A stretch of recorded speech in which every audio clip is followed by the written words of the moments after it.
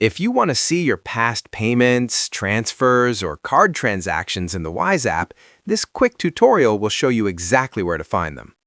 First, open the Wise app and log into your account. On the home screen, you'll immediately see your balances.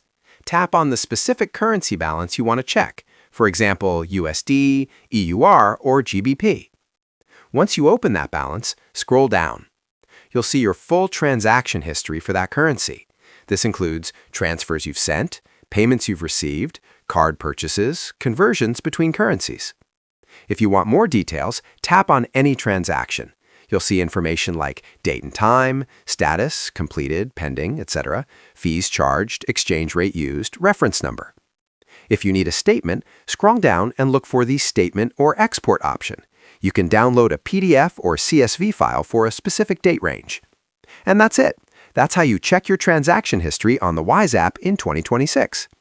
If this video helped you, don't forget to like and subscribe for more quick finance tutorials.